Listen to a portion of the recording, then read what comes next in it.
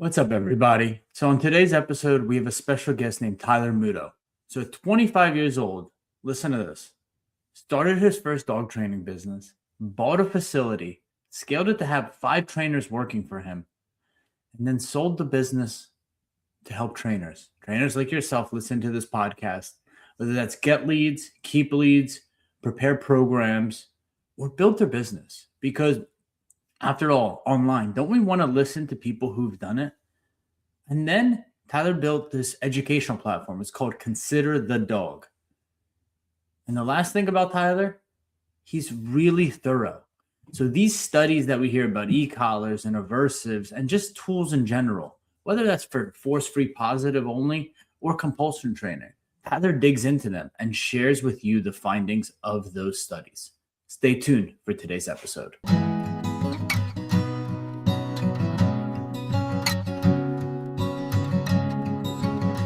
Aspiring dog trainers, established dog trainers out there who, might want some tips or ideas of whether it's how to grow their business or how to communicate with their clients on a much more thorough and succinct manner. So the gentleman sitting in front of me, his name's Tyler Muto, and he started out as a trainer, but as we're kind of chopping it up behind the scenes, he said, most of what I do is help trainers become the best version of themselves.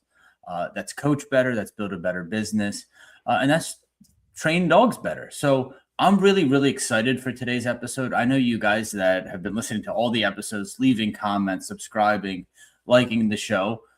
You really are the kind of the blood of what I do here. So it's been a privilege to get such amazing guests. So these next 60, 90 minutes, I think you're in for a treat.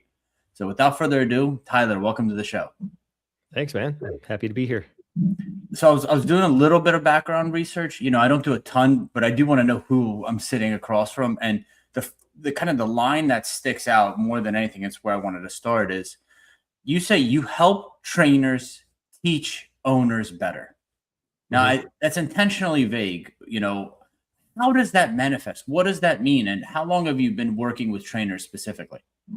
Yeah. So I've been working with professionals, honestly, since, well, I'll say 2009. That's when I actually started getting asked to do seminars.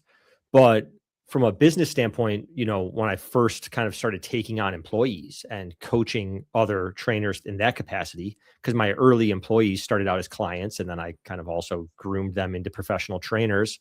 Some of them, doing a lot of that work on their own as well. So in that capacity, even earlier, I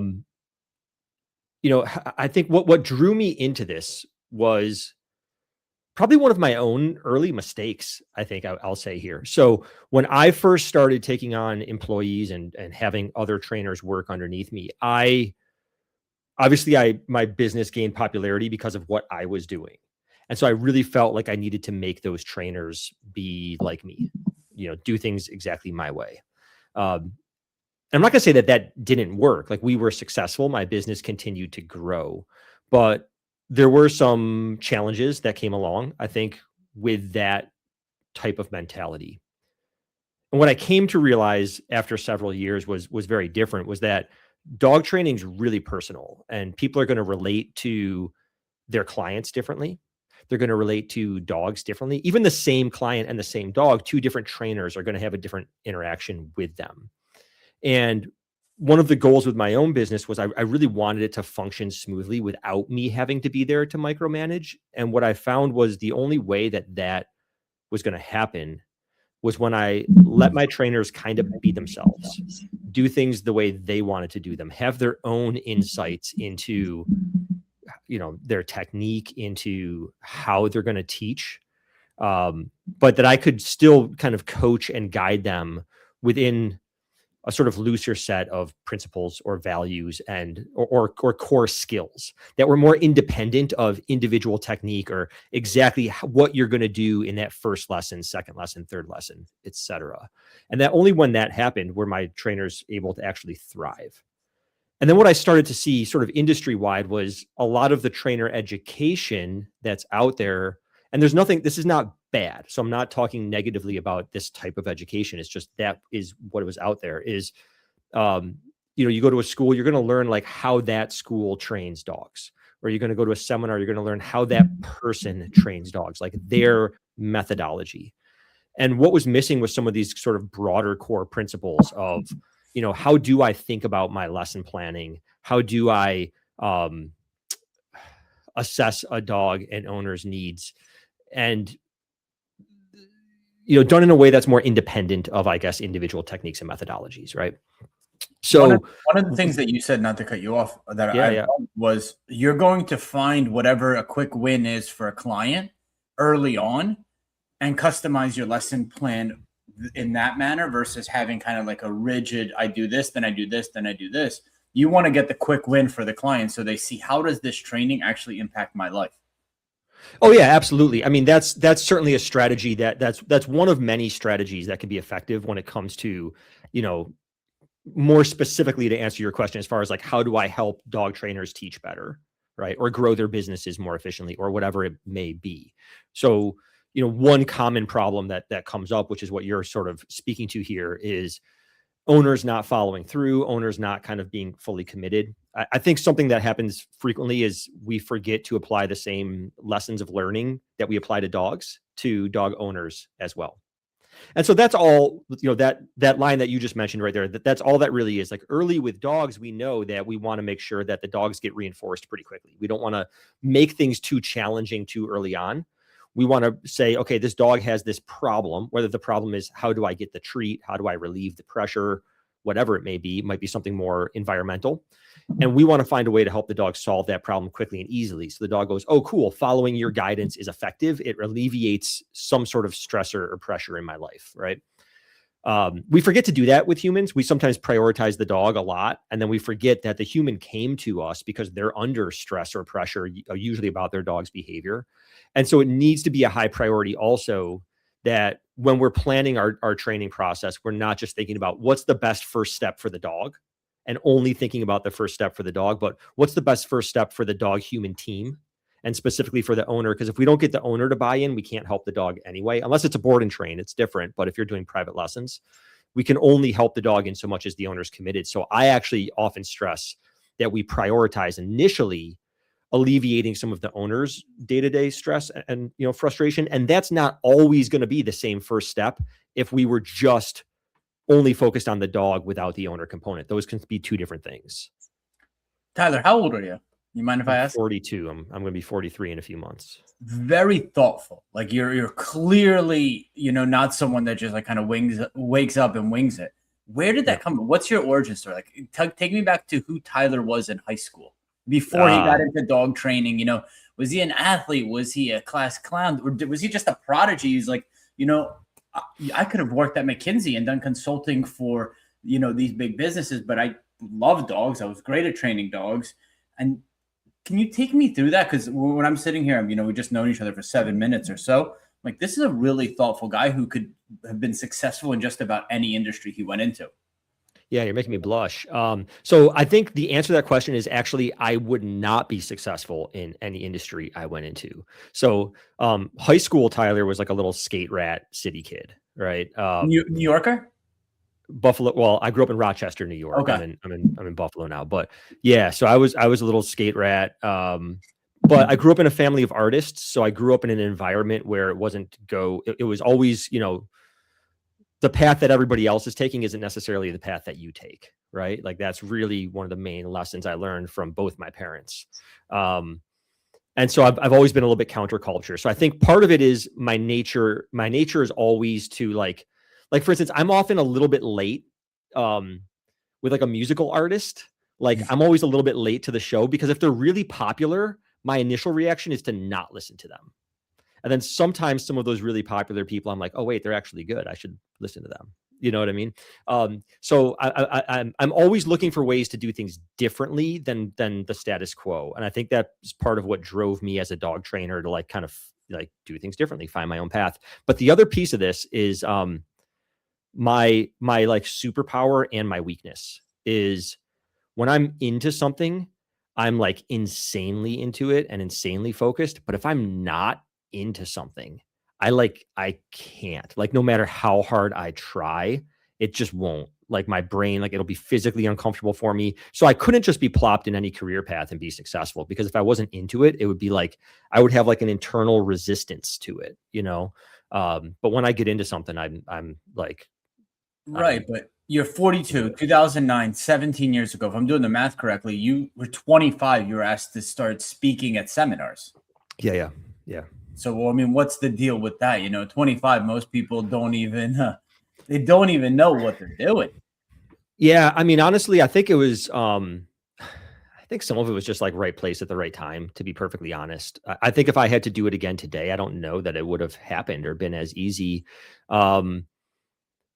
I never like it wasn't something I sought out to do. So let me just say that. Like I wasn't trying to be a seminar presenter. I started putting videos on YouTube for two reasons. One was I wanted to be able to embed them into my website. So I was just making some quick before and afters. And then two was I wanted to have quick access to them. This was like right when iPhones started to get popular. So I had my first iPhone and I was like, I want to be able to, when I'm sitting there with a potential client and I'm trying to sell them a program, I want to be able to pull up a video of a dog that's similar to theirs and be like, look at this other client that I worked with. I want to be able to pull that up on my phone in one of these like in-person, like free consultation situations. I didn't intend for those videos to get any sort of broader recognition outside of that. But, and this is like the big but here, is when I started posting videos on YouTube, YouTube was only like 1 or 2 years old at that point in time. And like Facebook was just opening up to where you didn't have to have a .edu email address. So you didn't have to be a college student to be on Facebook. So the world of social media was young. It was not crowded the way it is now. So I was just a very early dog trainer putting videos on Facebook and YouTube. And I think some of the other folks that were doing so also in the balance community were, and understandably so, making efforts to kind of like they put bandanas over e-collars. So you couldn't really see in the video that the dog had an e-collar. And I was kind of showing it because I wanted my clients to see. If I was saying like, hey, I think an e-collar is a good idea. Like, here's this video. Look, the dog's wearing an e-collar. I'm using it. You can see me using it. And so I think that's what got attention from people, both good and bad. I mean, I got a lot of negative attention early on as well. But it was not a very crowded scene. Like honestly, my videos weren't that good, I don't think, to be honest, but I was like one of the few people out there doing it. And, it's a lot easier to grab attention back then. The thing that is interesting to me about dog training is, and you kind of alluded to it earlier, it's, dogs are such unique creatures, right? So, you're never going to get the same dog twice, right? So there's going to be similarities. But there's a lot of these fringe cases too, where you're like, wow, that dog taught me a lot about how I train. And you're 25 years old, and there's trainers out there that have been doing this 30, 40 years. Say at year 5, you think you know nothing. At year 10, you realize you know nothing. At year 5, you think you know everything. At year 10, you realize you know nothing. How did you have, I guess, the confidence to say, I'm learning. I'm still new in this dog training space, but I believe in myself so much to expose myself to the criticism at 25 years old. And like you just said, hey, I don't know how much pushback there were for e-collars and prong collars then, but like still you're opening yourself up and you're new in the game. It was worse back then, I think. Yeah. Okay. But you're opening yourself up to that criticism and you're new in the game. Yeah. I guess the answer is like, I don't know, honestly. Like, I think part of it was the boldness of youth, to be perfectly frank. Like there were other things I did in growing my business that were very risky. Like when I purchased my training building, that again, like, I don't know that 42 or 43-year-old me would have assessed that risk in the same way. And so I think I was just, again, like I was a skate rat kid. Like I was not like a valedictorian. I mean, I was a good student. I was like honor roll, but I was also like a counterculture, like, right. Going to raves when I was 15 years old and that kind of thing. Right. So I had a little bit of a appetite for risk, I think. And I was just willing to kind of take those chances. But I'll be honest, like the criticism early on did like affect me. Like I wasn't impervious to it. I've grown a thick skin to it as I've aged. But early on, it very much used to bother me and get to me, and I didn't like it. I tried to avoid it as much as possible. How did you get into dog training? Or like, did you get a rescue dog, had some trouble with it? Like, how did you get into dog training? No, I think, that's like the common story, right? Like you ask a lot of people like, oh, I got into it because of a dog I had. That was not the situation for me. I had a dog, but all was well. No, what was interesting. I was in college. I was finishing my undergrad and I was going to school for philosophy and I did a minor in psych and I was kind of dabbling. I thought so. I didn't know if I wanted to do grad school in philosophy or psych, but the thing I liked about psych was I liked the idea of like affecting people's lives in a positive way. Right. And this was right around when the Dog Whisperer, the show, was getting popular. Now, I didn't get to watch a ton of it because I didn't have cable. I was a poor college student, but I would see bits of it here and there. I think I bought one of the DVDs at one point or something like that. And what was cool to me about the Dog Whisperer was it was less about like all the stuff he was doing with dogs. It was more about like, because I was always a big dog person. Like I had a dog all through college. I lived by myself with a dog. Like I was a dog guy, right? And like here's this dude who is having this really positive effect on people's lives. Like he was almost like a therapist, but he was doing it through the vehicle of their dogs. And that was what was fascinating to me. But of course, you're like, oh, that's just TV. And then after I graduated, I was kind of splitting my time. My mom's an interior designer and she had like a business partner that she shared space with. So I was working for both of them, just like doing errands and stuff. And one of my jobs was to take his dog to this kennel when he would travel to New York City. He traveled a lot to New York City. And the kennel was owned by a dog trainer. And it was just magnificently beautiful space. And she was clearly doing really well for herself. And I was like, oh, wait, this is real. Like people do this. This is why didn't my guidance counselor tell me that this was a career path option? Oh my gosh, this is amazing. So every time I went in, I was just asking questions because I was just blown away. And then she eventually offered me the opportunity to apprentice and then I apprenticed for her and then moved to Buffalo because my wife was going to grad school. And I decided that I was just at first it was just gonna be like, you know what, I'm not sure where I want to go with my career right now with school, whatever. So I'll get a job and I'll maybe train some dogs on the side since that's what I've learned to do. I started out like posting ads on Craigslist, like it was that era. And I'll let you go to school. I'll kind of support us while you're in school and then we'll go from there. And then the business just took off, but it was sort of intended to be like just a sort of a placeholder. I was like, this is fun for right now. Like I can do this for right now. This is cool. Yeah. So when I first started putting videos, like I didn't think I was anything amazing. It was just I moved to a new city. As you know, like dog training jobs aren't really out there. So you kind of have to hang up your own shingle. And I was just like, I want a website and I want to put videos on my website, but I wasn't trying to like get anybody's attention outside of that, you know? I see why clients and trainers gravitate towards you because you're able to balance this like level of confidence, but without being like kind of look at me like I know everything. And I see how your community's grown, your popularity online has grown, even just a little short while we've known each other. So I'm gonna sing your praises here, and then I'm gonna ask you a difficult question. Okay. Right. So you balance this like being an artist with being very thoughtful and precise in your business. I mean, you even chose dog training as a career.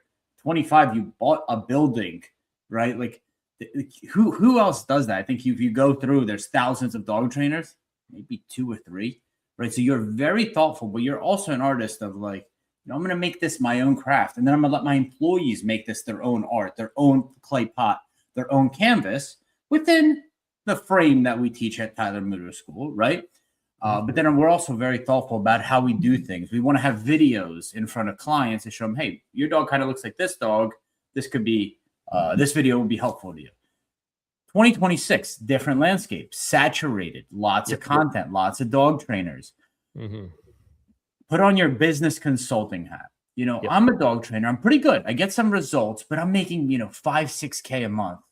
And 5, 6K in 2026. I mean, maybe I get to keep 2 of that, right? Everything else goes to overhead and all that stuff. And I'm working 80 hours a week.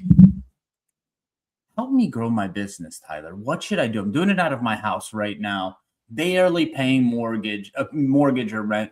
I come to you, it's session 1. I'm 25, 26 years old. Like I said, I have positive reviews on Google. My clients like me. What do I do? Yeah, it's a great question. And this is what I deal with. Not deal with. That makes it sound like it's a chore. This is what I do every day with dog trainers. This is what I help with. So I think in this landscape, what's interesting, I'll just say this kind of briefly first, is actually a lot of the things that I found to be really powerful back in like 2007, 2008, before the digital world, I think are actually coming back into favor. I think there's a little bit of digital fatigue right now. So I'll just say that initially. But more broadly, you're a trainer right now, you're super busy, you're running your own business, whatever else you got going on in your life, marriage, family, anything else. Okay. I think what we have to do is we have to think about marketing, because that's probably what we're dealing with here. I mean, I always look at multiple assets of somebody's business. So there could be a sales issue too, but usually it's a marketing thing for what you're asking. We could think about marketing in what I would say is sort of like 3 broad categories here. So you've got your social media marketing, you've got your like Google search engine type stuff. And then there's what I call analog marketing, which is like your old school, like your real world kind of stuff. And I think right now what makes a lot of sense for people is to find which one of those things is the most comfortable for you. Or it could be based on also on budget, because some of these things can have budgetary differences, especially when it comes to Google, although there's a lot that we can do just organically with Google. But I think trainers should kind of figure out which one of those spaces feels the best for them, and then go really hard into that space for a bit, because some people are really not into social media. And I get that. I personally don't like I don't have any social media on my phone, honestly. Some people, Google just like stresses them out, whatever. Some people just know that they really love being out there in their community and building those local networks. And so I think it just makes a lot of sense to know, am I doing the analog thing? Am I a social media type person? Do I want to get strong on that? Or do I want to focus on Google and kind of start there? That doesn't mean we have to limit ourselves to only one of those things, but I think picking one and kind of going hard into it initially is going to give you better results than trying to spread yourself too thin when you're already spread thin as a business owner. And you don't have to be great at all of them. I think that's the important thing. Do you agree with this? I mean, the analog, the word of mouth, I met you at a farmer's market and I brought my dog and my dog was well behaved, or a friend of a friend referred you. I feel like that sales cycle so much faster, and those end up being better clients because they already know what you do, how you operate, and someone referred them. So I personally start with the analog. Mm-hmm. Then I create content for the analog demo, meaning I don't create this is how I train. I create, look how much fun your dog has while training. So when this new client subscribes through analog, they go to my social media and they see dogs having fun, interacting well with the trainer, playing, running off leash, etc. So I got you here, I keep you here, and then if you have a good, process of working with me, I ask you to go to Google and leave a review. Sure. So that's how my business has grown, from analog, then social media, then Google. What are your thoughts? Yeah, I think.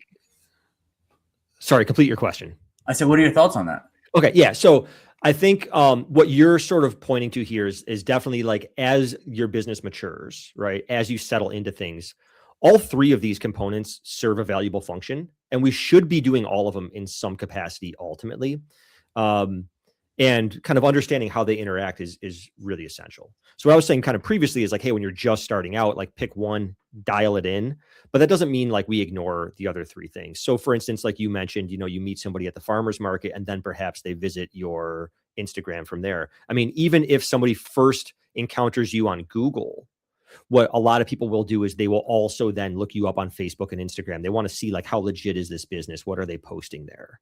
And so you can use, for instance, your what you described is my initial lead generation is that analog component, which is, I think I agree with you, really great lead generation, especially when it's referral based. It's those are easier sales to make. Those are warmed up sales, right? So that's great, but that can take long to build those referral bases. There are in all of these categories, there are the immediate short term things we can do, and then the longer game. And we need to be aware of also that distinction within any of those 3 categories. But it could also be somebody, instead of finding you at the farmer's market, again, they found you on Google, then they go to your social media, right? Google SEO or Google. So here's what I found, because I did the other way. I did Facebook ads and local services ads. Yep. And what I found was those leads were very cold. So, maybe out of getting 10 calls, you might close, 2 or 3 or 4 if you're doing well. Yeah. Compared to referrals. Yeah. Compared to referrals. Yeah. but they're so cold. So you're kind of like your cost per lead when running ads, whether that's Google local services, Yeah, it Google can marketing. be. I mean, but I'm not just talking about ads. So when I talk about social media, I'm really big on building like organic followings on social media. And then often if I use ad spend on social media for a local business, the first place I like to start is take a post that's already performed well organically and then kind of boost it. And the first place I'll shoot is just make sure all the people that have already opted into following me that are familiar with me, make sure they're all seeing it, because we know the algorithm doesn't present it to them. So just put a little bit of money behind it. So it's like, make sure all my followers and maybe their friends see this. And those are going to be, again, more slightly warmed up leads Yep. versus like the more blanket social media advertising, which can also be effective. But it's the same thing for Google, right? The Google ads are going to generate different types of leads than Google searches. And how is your organic content on Google drawing people in? Is it articles that are answering their questions and kind of warming them up that way? How your sales rate is going to be, of course, is affected by a lot of things, both the style of marketing and how you brought that client in, but then also your sales process itself, which is sort of a different topic and category that I coach people on. So some trainers are really great on marketing, but they suck on sales. Like once they got that lead, they're not good at closing it. Other trainers, I've got people I work with that come from sales backgrounds. They don't need my help when it comes to sales. Maybe they do need my help when it comes to like structuring their product so it's more sellable. Like they don't know how to package their programs as well, or maybe it is the marketing piece, or maybe it's just something completely different that they're coming to me for. You know, some trainers come for the business stuff. Some it's literally just like, I want to get more confident with reactive dogs or something of that nature. And guys, we just kind of brushed or like skipped through it, but if we go back just like 1 or 2 minutes, the boosting your best performing asset, your best performing post to friends and like kind of the local community is low hanging fruit. Super low hanging fruit. Yeah. Super low hanging. You don't need to put too much money behind that, too much ad spend behind that. So I appreciate you sharing that. Let me take you back just for a bit. So you have trainers working for you still. Is that accurate? No. Or no? No.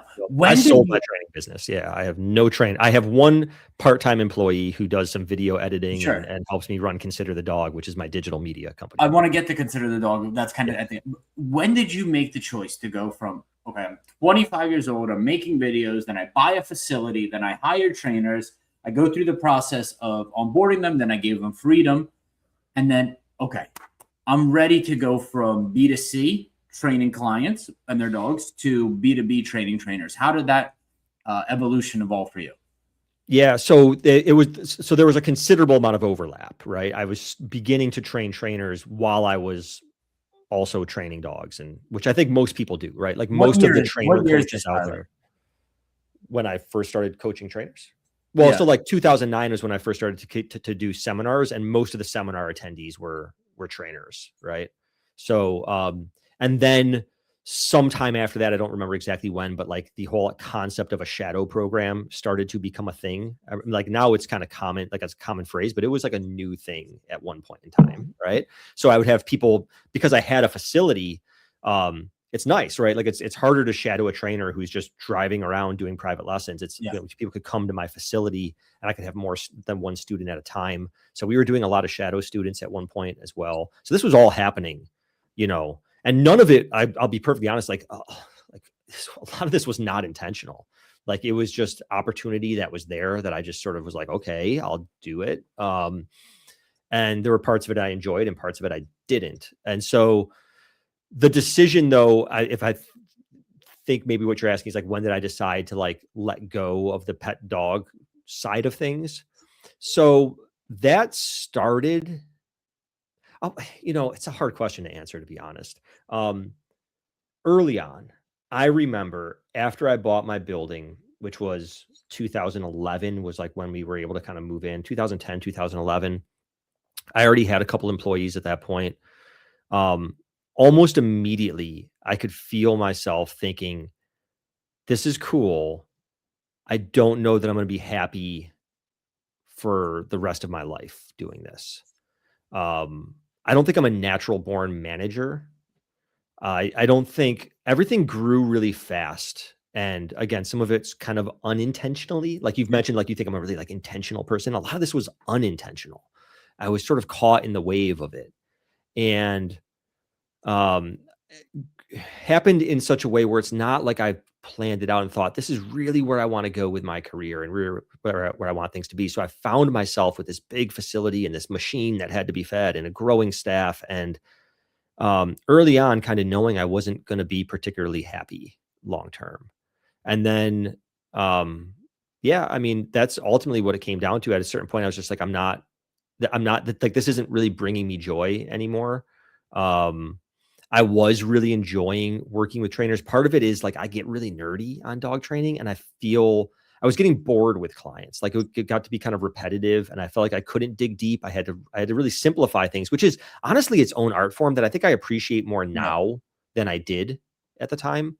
But I just felt like I wasn't, when I'm training pet dog owners, I felt like I was using a very limited amount of my skill set. I mean, at this point, I had also been on the board for the IACP for 6 years. Like four and a half of those 6, I was vice president. And then like a year or 2 years, I was president. I had this like industry perspective that I think a lot of people didn't have, that allowed me to understand the needs of dog trainers differently. And I just felt like when I was working with trainers, I was using a more complete amount of myself. So I started dabbling with the idea of selling my business early, like 2018, 2019, I was close to selling it, and then COVID hit. And then sort of post-COVID, there was an opportunity that sort of presented itself that I decided to take advantage of. Yeah, I mean, what I'm hearing is, right, so you buy a facility, you hire these employees, and then you said the machine that needs to be fed, right? So you go from Tyler, the trainer, the artist, to like, I have to make sure every one of these trainers has enough clients, right? Mm-hmm. I have to answer for if something doesn't go right. It's still on Tyler, although I've kind of asked them to do this way. So now you have to become HR as well, all while doing marketing and sales. So you're kind of wearing all of these hats, and in a way, it's a blessing, right? It shaped who you are today. Absolutely, yeah. I wouldn't change it for the world. You wouldn't change it. So like, we have to, climb that mountain. But you're like, that's not exactly the mountain that makes me super fulfilled and happy. What I love is sharing with these trainers and letting them run their own business, that where you're not fully tied to this incident. But I don't think I could have been a good trainer coach had I not gone through. I've been through every stage of the business, right? I went through the startup to the growing it to the full completion of selling it. So I've been through the full circle. And I think, I think if I set out from the beginning, like I want to be a coach to trainers, I'm going to be very limited in that capacity because I haven't been through it personally. You have to be a practitioner. I've had the employees, I've had the big kennel, I've had all that. So I've walked the walk, I've experienced it. Yeah.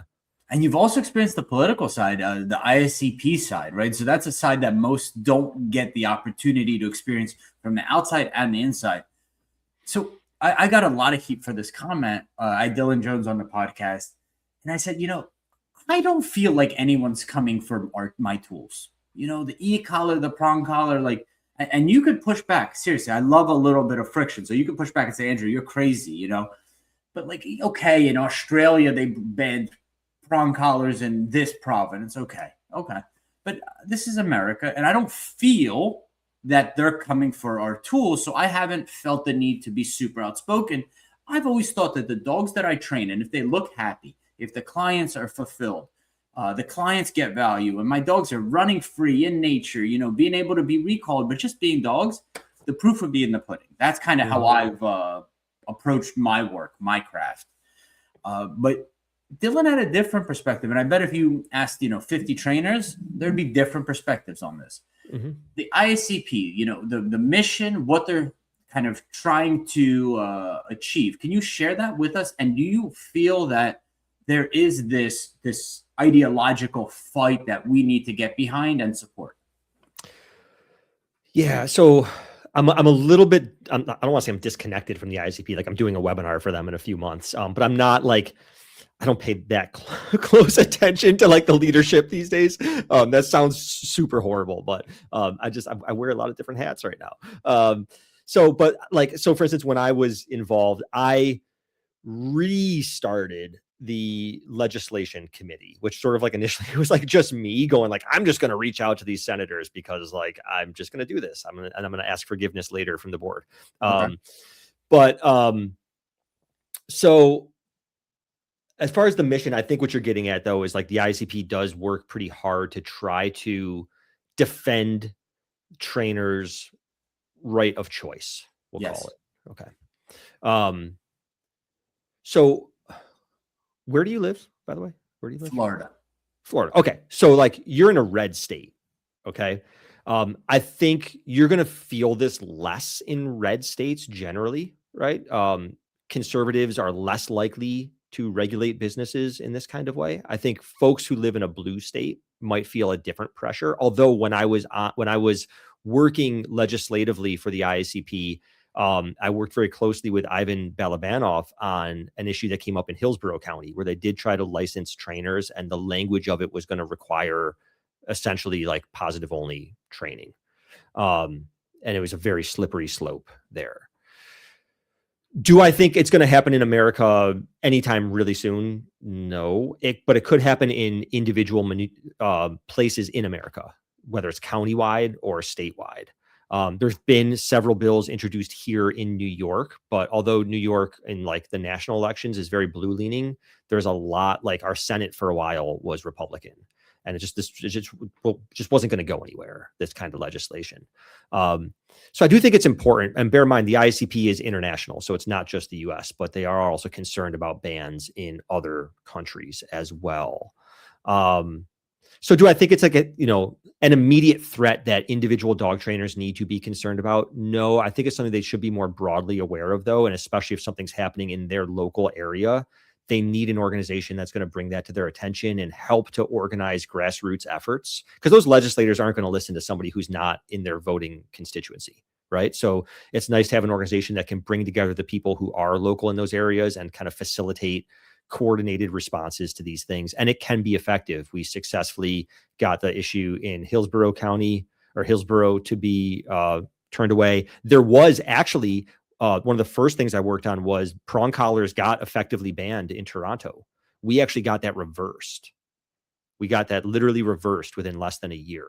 Can you share how? Is it just purely education of like the I think senators and the legislative bodies say, in many cases, these tools are to help the owners. They're not even actually to help the trainers. Yeah. So I think so part of it was organizing, again, grassroots, localized resistance to it, because, bear in mind what these lawmakers want is to be voted in again.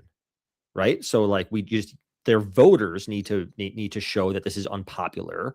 But also from an educational standpoint, I think the one area that often people don't realize is the important mark to hit is the public safety issue that banning tools can create. Right. And no legislator wants to create a public safety problem, right? Like they don't want that liability. And there are significant public safety issues that come along with banning tools, especially if we're going to allow people to own large dogs that can physically overpower them and live in concentrated urban environments with those dogs.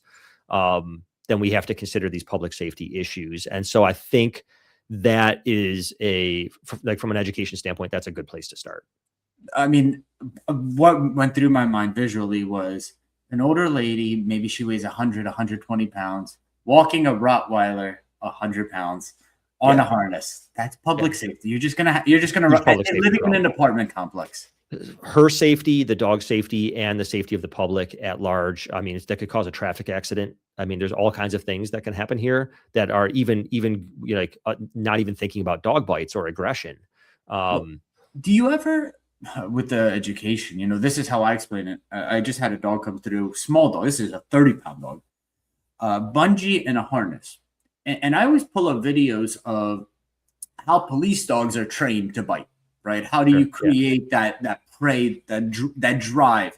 I resist you a little bit forward, and then you go. I resist you a little bit backward, and you go forward, and then we make up ground. Right? Yep. So many big dogs that are on harnesses follow this same pattern. So unintentionally, we create problems. Yes, because we don't want to put pressure on the net, but. Mm-hmm. That's a very logical chain that I think just about anybody can follow, right? Like you propose that on a grassroots and show people how that will cause danger in the apartment complex that they're living in the HOA that they're a part of, whatever it is. That's a very logical chain of events that can be explained. Yeah. Yeah. And the other thing is just like, often, so there are lobbyists, right? A lot of the organizations that are sort of against balanced training, they have lobbyists, and these lobbyists present it, and they have their position statement, and it cites certain scientific studies. So the other thing that we did was we said, hey, these are the studies that we know were cited to you. Let's actually, like, I don't expect you to read the study. So let me just tell you the problems with this study, why this doesn't really support the things that they're saying it supports here, right? Because then it undermines what they're using as, because a lot of the studies that they do cite, there's big problems with them. We don't obviously have to go into detail on that, but I'm preaching to the choir here. So, I mean, that is part of the education as well. Tyler, are the studies pro using positive only, or are they against using aversives? Probably a little of both. A little bit of both? Yeah, a little of both. Yeah. Yep. Any ones come to mind for you? Oh, it's been forever since I looked at them. One of my favorites, though. Oh, I love pointing this one out. I don't remember the name of the study, but this just tells you how like wacky this stuff is. So they did this study. I want to say it was like beagles or something, but they literally, this is supposed to be science, right? They literally like just put these dogs out with e-collars on, and then just randomly shock them at intervals, like it just randomly, like not even in a training context. And then they were noting the like impacts of that, right? The stress impacts of it. Okay. So not only does that have literally almost no correlation to how an animal might experience any kind of pressure in training. Like, I think we can all agree on that. But here's the part that's so ridiculous that just tells you, people don't realize, like, follow the money chain, right? These studies are funded by somebody, and often it's an interest group. And often if the study doesn't say the thing that interest group wants it to say, they just don't publish it. They don't peer review it, right? Like it's so anyway, this one particularly, in the text of the study, they tell you in detail what camera they use to like record the body language of the dogs, what lens was on that camera. I mean, exact specifications. No information whatsoever was given about what type of electronic collar they were using, what were the levels that were using, the duration of the stimulate, like literally nothing. How on earth does anybody look at that and say, this is legit science? Right? So just because something is published in a scientific journal doesn't mean that it really followed a scientific method well. And it doesn't mean that it's without criticism. So when you start to point some of these things out, people go like, okay, like this is obviously like, this is kind of junk science. It's, some of them are like literally you follow the money trail, and it's like the Humane Society is the one that funded the study. And it's like, okay, well, I think we got to understand. There's literally one of them, I don't remember the name, but the stated conclusion in the abstract is not actually supported by the results of the study. So the conclusion that the researchers came with wasn't actually even supported. My challenge with studies in general is I feel like the emotions of a dog or any live animal, but let's just use a dog here, are going to change over the duration of time, right? Sure. So if you just freeze a moment in time and you're using peanut butter and you're teaching a dog things with like a spoon of peanut butter yogurt, probably in that moment, it will look much more positive if in that specific one moment than if you take it outside and expose it to a stressful trigger. Of course. Right. So in that moment, if you freeze, you're like, look, I'm teaching this dog how to sit in a sterile room, and it's sitting, it's wagging its tail, it's loving the food. And you're like, emotion's good. Then you go outside, it sees a trigger, it gets really nervous, it gets shut down, ears are pinned back, the whole internet will like freeze frame and say, stress, look, it's panting, it has lip lick. And you compare those two, everybody would say, of course, you want to see a happy dog, right? Of course. But then they don't fast forward 3 years from now and say, well, that dog never overcame stress. It doesn't even want to leave the house to go for a walk. It pulls its owner back from walks, and it has a weak emotional state, and it's probably overweight now because it doesn't get walks. Its joints hurt, and it's going to die at 8 years old. That is very difficult to capture in a study. Versus, well, believe it or not, they have like good science. The duration of a lifetime of a dog? Not necessarily a lifetime, but for instance, there was a really famous study that was done in the 80s by Daniel Tortora. This was actually a pro e-collar study, but you'll rarely hear it referenced. There are some valid reasons for why it's not referenced, but it was still a good study. But he actually did follow-ups with the dogs in it for, I think, 2 years. Oh, okay. And took all of that into consideration in his reporting. Yeah. And so there are studies that do that. I mean, there is a lot of really good science out there. Like there's plenty of good science out there. But there's a reason that a lot of the position statements that are out there kind of supporting a pro positive only thing, they tend to cite the same relatively small basket of studies. But there's mountains. I mean, going back to the 1940s, I mean, literally mountains of research out there. So it's just choosing which ones you want to actually give your attention to. And there's some really legit, like really, really cool, honestly, like really cool science out there when it comes to animal behavior. Canine Decoded is someone who I really enjoy following her now. And I mean, hers is she calls this controlled stress inoculation, right? So all that is means that Melanie Ude? Yeah. Yeah. Okay. Yeah. Time in nature off leash and controlled stress. So basically you help a dog overcome just something that's a little bit more uncomfortable than they might experience on a daily basis, whatever that is. It's contextual, subjective to the dog. And then you teach them how to be off leash and run in nature. Those two things, right? Overcoming stress, game changing. being able to run free and be a dog. Yeah. That should be a poster of what America is about when it comes to dog training. We shouldn't have these ideological wars of how much force free versus e-collars. It's silly. Yeah, and I think the thing is, like, the ideological wars are actually amongst a very small population of people when you consider like America as a whole. Unfortunately, it's a very noisy population of people. The silly thing to me is, like, for anybody who's like really, if you really like your thing is like animal welfare, right? Like that's your driving thing. Like I'm all about animal welfare. Like, I think that the idea of like banning tools or certain training methods is like probably one of the least efficient uses of your time and energy if you want to have an impact on animal welfare. I think even if you broadly banned tools or banned formally certain types of training methods, I don't actually think that would change that much in the day-to-day experience of most animals. For instance, I had a trainer come to my facility one time who was from a country, I think it was like New Zealand or something. It was some country where prong collars were not allowed. And we went out walking dog. And every time the dog got in front of him or started to pull, he stepped on the dog's toes, right? Like, you're not going to stop people from doing these things. In fact, they'll probably do it in a more crude way without the proper education on how to be safe and to not risk injuring the dog or to use the minimal amount of pressure necessary or all these other factors that go into good training. And so I think, like, if your real goal is like animal welfare, there's just way better uses of your time. Like arguing against other dog trainers is like a really bad use of your time if that's your goal. So prong collars were banned, so he was using a different tool, but then I told him he couldn't do it in front of me. I was like, you can't do that here. Like, I'm not. You can't like, do that. You cannot do I'm that. banning.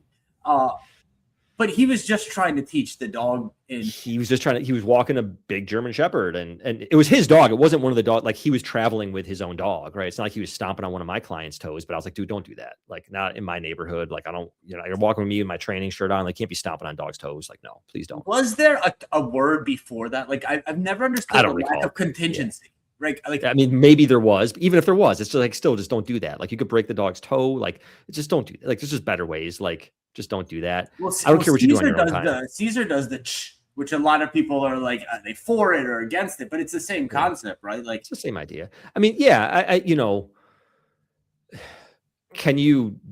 you can carefully put enough pressure on the dog's toes where it's like the right amount of pressure and not too much, and you're not risking injuring the dog, and it's like the dog understands very clearly why it happened and they understand their control over the situation and how to avoid it happening in the future. Like, is there any objectively wrong with that? I don't necessarily know. I mean, I think that's the big thing. Like, Dr. Ude also talks about this quite a bit, is like the big thing right now in animal welfare is the idea of agency. So it's not necessarily does the dog experience stress, but how much does the dog feel control over those stressful situations? We've been talking about this in dog training forever. In my e-collar course that I did almost 10 years ago now, I talk about how the most important aspect of it is the dog having the perception of control. that the dog understands that they determine whether or not they feel the stim and how to make it go away if they do feel it. And that sense of agency is incredibly important, not only for learning, but also for welfare. And the Navy has known this for a long time in their puppy raising program. They're different decades now. Like, part of it is controlled exposure to stress. And they've noted that it builds emotional stability, also strengthens the immune system. Weirdly, I don't know the science behind that, but there's tons of research behind controlled exposure to stress being beneficial, both health wise, but also like mental health wise. And then also the idea that like animal welfare is less about whether or not the animal experiences stress, but more about their perception of control over that stress. Because we can't shelter any animal, human or dog, from stress its entire life. They're going to experience it. I had this interesting conversation, if you don't mind me just telling this story real quick, with another dog trainer who's comes from the positive only world, but he's more open-minded these days. He's curious to explore. And what he said was like, a lot of positive dog trainers, even though like their methodology is like positive, they will, whether publicly or not, some publicly, some not, will acknowledge that out in the real world, there may be moments where you do have to yank on the leash to stop the dog from doing something, more of just like a in the moment kind of management type thing, I suppose. Yeah. And so my argument there was like, okay, cool. So once I acknowledge that these things might happen in the world, wouldn't I want to build into my training program a way of preparing the dog for that experience to ensure that when it happens, it's not surprising or distressing, that they understand how to cope with it. And I can introduce these things in very controlled ways where the intensity is low, and I can set it up so that it's easy for the dog to figure out in the beginning. And then I gradually increase the challenges and build the dog's resilience. Like why, if I acknowledge that the dog might encounter stress in the world, why would I not want to build into my training program a controlled exposure to stress so that the dog's better prepared for that when it happens, I suppose. I'm sure there are arguments against that. I'm not familiar with what they all may be, but that was just my initial reaction to that. But once you've done those things, I think both the force-free, the positive-only side, and the balanced community would say yes to even that. But I think the next logical chain is, after I've done that in my program, can I just tell my dog not to do that anymore? Yeah. And that's where there might be understand what I'm saying? So you have this reinforcement history. Hey, okay, awesome. You're overcoming pressure. Reward, tug. Dude, stop doing that. Don't do that. And it's like that concept is crazy. Yet we send our kids to sit in a giant prison for 8 hours a day where they have no agency. And yes, some golden retrievers and shepherds are like, this is the greatest thing ever, math class. Oh my God, calculus, this is awesome. But some kids are sitting there saying, man, I have a body that wants to move like a Malinois, and I have to sit here for 8 hours and listen to this teacher who, I don't know how yeah, well, I think part of the problem is there are Tyler. There is no agency. Yeah, so obviously there are extreme positions on this. I think there are a lot of people in the reward only community that are very rational about it all. And they have their own preferences. They probably are the quieter people in that community, to be honest. And then there's the extreme positions. And so there are some positions that everything is about the animal agency, right? Consent. It's all about agency. And I think a good way of looking at the world of training, or we'll call it like animal ownership, animal husbandry in general, when it comes to dogs, not like livestock, is that we have to balance this idea of agency with also social responsibility and public safety as well. Right. So we can't just take a huge dog out that was bred for being very defensive or territorial and say, you have full agency out in the world. Right. Like, that's just not safe for anybody. So there has to be some balancing act where at some times the either what choices are available to you, like you still have some agency, but within a restricted set of choices. Right. Or there may just be sometimes where this right now, there just is not a choice. Sorry. But we have to balance these other things out. And it is a balancing act. And with anything like that, there's going to be a lot of shades of gray and there's going to be a lot of disagreements. But I think what we need to do is kind of at least have a framework where then we can say, hey, like, okay, like we may disagree on certain aspects of this, but we're in agreement on overall what we're trying to achieve. And I think that's part of what I was saying earlier when I said, like, if you really care about animal welfare, like the whole training method and training tool thing is like probably like not the best use of your time, because at the end of the day, like, yeah, there's every now and then there's going to be like a video of a dog trainer being like really like doing some really disgusting stuff, right? But that's actually in the pool of dog trainers, like probably like less than 0.1%. Like it's just not, that's not where the real abuses and the real things that are like having a super detrimental effect on welfare are happening. Where are they happening?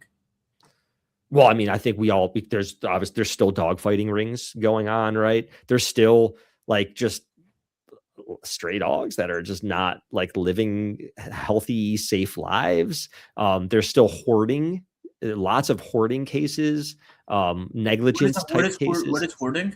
Hoarding would be like, you hear people that like, oh, the animal control just raided this house and they had 27 dogs and 32 cats, right? And they're all living in their own feces and it's disgusting and everything else, right? So that kind of stuff is going on, right? There are actual animal abusers out there that just get kicks out of this stuff. Most of them are not taking the time to like grow a thriving dog training business. So I just think like, it's just not like, you're not going to affect dogs' lives that much by like changing training tools. And if what you really care about is welfare, then like, man, like there's so much better stuff you could be doing with your time. Like, why are we fighting each other? We're all trying to help. On that note, thank you. You brought that up. I don't know if you saw a video. I think it was like Pause and Sniff, like this viral video of this guy. He had an aggressive dog. He does pack walks. It was, I think, Toronto. This is the dude where he lit the dog up on the e-collar. Yeah. Oh, so, Brian Agnew sent me that video. I'm not on social media, but Brian sent me that video. Man. That was hard to watch, man. Well, let's talk about it, because the balance community came for this guy's head, right? Yeah, well, you'll get there. Now, you can argue that the intensity of doing that was way too high. Way too high. Cool. Pack walk, maybe the dog should have been muzzled. Maybe it shouldn't have. He says no. Well, the dog attacks another dog in the pack. He says no, comes here. He uses very high intensity on the e-collar. The dog submits. You could see the dog submit. And then he gives it a really hard prong collar pop. To which he says, I reserve those punishments for aggressive cases, because what he's trying to do is say, don't do that ever again. Cool. Sure. Yeah, disagree. Yeah. You could disagree. It's a hard watch. Dude, people came for his head from the balance community. Yeah. What are your thoughts on that? Because you can watch that video. People called him a dog abuser. Okay, maybe you don't agree with his methodology. Maybe you're saying the intensity's too high. Maybe you're saying, dude, you got to go. I think he's towing a line. I think there's an argument to be made there. No one can call him a dog abuser, dude. I think you might disagree with his philosophy. I'm not saying I'm calling him a dog abuser. I think a lot of people could call him a dog abuser. I think the timing of that correction is really questionable. Whether the dog is relating it to the... But there you go, Tyler. You're disagreeing with how he went about the punishment, the timing, and all that. But we can't just keep calling every single person a dog abuser. It loses its value. I think part of what we would have to do initially is come up with how are we defining abuse here? And I don't have a working definition in my mind to spit out right now. So whether or not I call him an abuser depends on how we're defining abuse. I think there are a lot of problematic things that went on with that. And I think if he's habitually doing that with dogs, and especially if it's not yielding, if we can't draw a direct line between like a positive, net positive there, and it's happening, it's like, depending on the frequency of it happening, I think that could definitely, there's not gonna be this is blanketly abuse, this is not. Like sometimes there's gray area, and I think he's pushing it, man. I think he's really pushing it in what was going on in that video. I think at the very least you can say I don't know if I'm ready to call this abuse, but I think it's makes me really uncomfortable. And I'll put it this way. I don't know, because there's a lot that's not shown in the video and a lot of questions I would have to ask. So I'm not necessarily saying that I'm ready to call that abuse, but if somebody else calls it abuse, I'm not going to say that I'm also ready to say that they're wrong. I'm kind of in the middle of it right now. There's a lot of unknown information. I have a lot of problems with what I saw in that video from a training standpoint, from just an ethical standpoint. And my biggest question, I think, would be, man, like, it takes a lot of balls to put that on social media. And I just know how people are on social media. If that's what's going on social media, what's not going on social media? That's one of my huge concerns there. Is if that guy can look at that and say, like, this looks okay to me. We all have moments in our training where we go like, I don't like the way I handled that. I don't feel good about the way that went. And so if that's a moment that he's like, I feel good enough about this to put it on social media, then I'm scared to know what about the moments where he loses control of himself a little bit, as we all do. What does that look like? Because my moments of losing control aren't as bad as what he did that he thought was like controlled good training. And I think that's problematic. Here's where I think it's not fair. If he's putting that on social media, he knows that he's opening himself up to criticism. And if he's already opening himself up to criticism, doesn't that show a person who is at least willing to put their work out in front of the Coliseum? And I think that's broadly a good trait, but like, I can cut off somebody's head and put it out there on Facebook and be like, but isn't it good that's that a big put leap. This out there?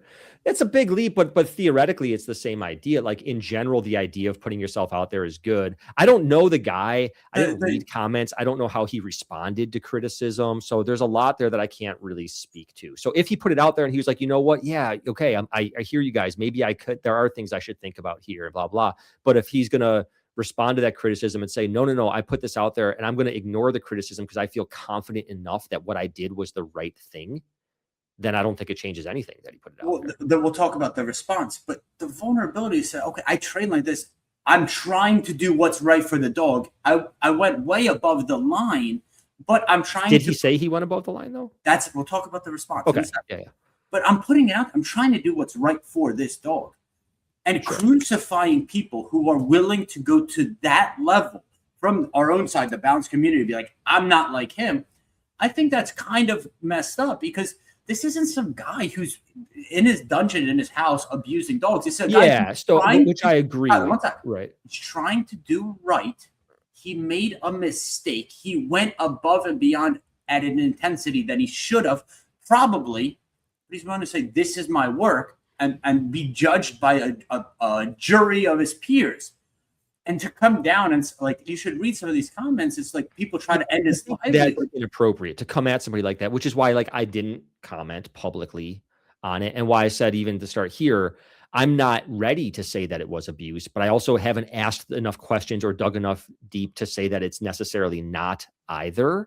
So for me, I agree with you in the sense that I think before any trainer should come at somebody like that, they should be like, hey, can we talk about this? Or, hey, I have this criticism. Are you open to receiving it? And then seeing how that person responds or how do they answer some of those questions before we like jump down their throat. I don't think jumping down somebody's throat or just immediately calling them abusive is productive or helpful in any way, especially for somebody like that who knows, maybe they are like, yeah, you know what, cool. Like, this is what I felt like was right in the moment, but I'm going to hear these concerns.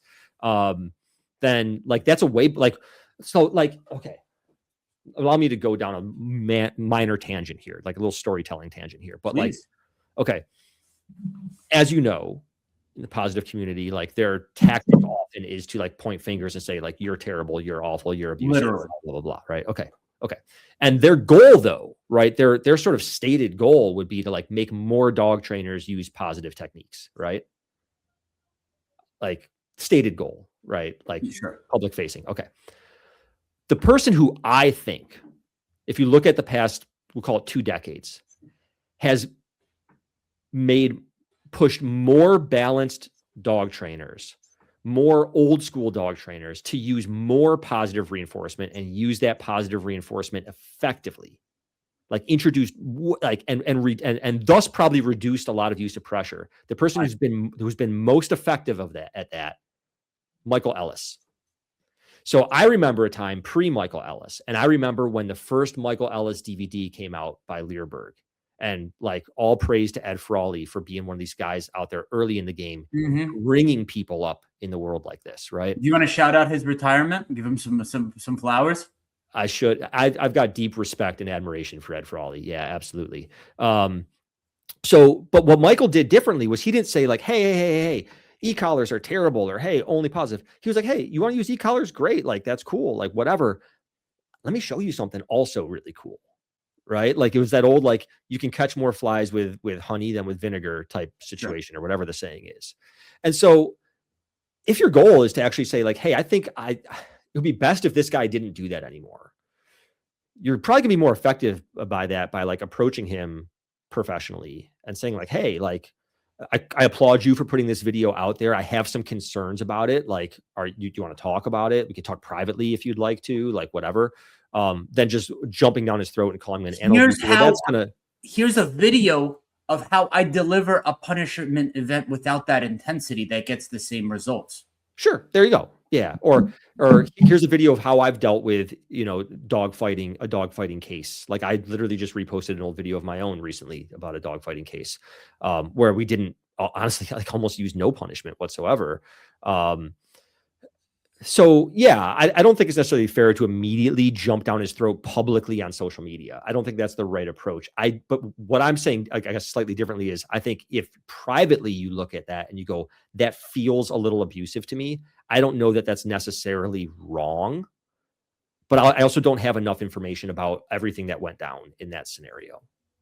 People called like Ontario, like animal control. They sent him to his facility. That was my response to Brian. I said, this guy will be lucky if he doesn't get SPCA knocking on his door. Because Brian Agnew sent me the video. They did. He recorded a video. But I think really what the lesson there should be is like, here's how I could deliver the same results in a punishment event. He should have punished the dog for fighting with another dog. That dog clearly knew the no marker. As soon as he said no, that dog came back. Here's how you can deliver that punishment with way less intensity, and here's why it will sink in better, because the dog's not lost in like the pressure, and it's like it's actually understanding. For sure. Yeah. Right? Is that fair to say, Tyler? Absolutely. Yeah. So I agree with you that like just jumping publicly and being like abuse publicly is not like the best way to respond to that type of situation. I guess all I'm saying is like for anybody that looked at that and privately felt like, is that abuse? I don't think they're crazy for having that thought, is all I'm saying. The dog understood the no punishment marker like that. But that has nothing to do with whether or not what happened there was abusive. The dog could understand the no punishment marker from totally proper, totally in line with animal learning exposure to that marker. But the guy taught the marker. The dog came back. I mean, there's been plenty of dogs in dog fights. You say no, people are screaming. The dog doesn't stop fighting. It might even latch on hard. Yeah. So he spent the time to condition this no marker. Maybe it's negative reinforcement. The dog came back. Yeah. Hey, buddy, I don't know him. This guy's in Canada. I'm here in Florida. Here's what I would have done differently from the point where you marked it as a no and the dog's here. And that's important, man. If we want to say, hey, we're this balanced community, do we need to crucify people, take their livelihoods, take their money, and send them to live on the streets? No, you're going to create a villain. No, but I think it's good to at least acknowledge that, hey, like there might be a better way to go about doing that. Yeah, there's a better way. Let me show you. Yeah. And if he's receptive to that, then like super duper. If he's not, then that's on him, whatever. Tyler, when the guy came to you and the shadow program, he was stepping on the German Shepherd's foot. You took him aside to say, hey, we don't do that here. Here's a better way to teach this, right? Yeah. Well, to be fair, he actually wasn't even shadowing me. He was just traveling through and visiting for a day. Okay. Did you put him on a plane back to New Zealand? So he was traveling through the U.S. Sure. He was traveling through the U.S. Tyler, did you put him on a plane back to New Zealand? No. You took him aside and said, dude. Yeah, I agree with you. Yeah. There's a better way to do this. Yeah. And again, we should be modeling also, if we're going to say to the positive community, hey, your tactic of attacking people isn't effective, it's not productive, then of course we should also model that within our own behavior as well.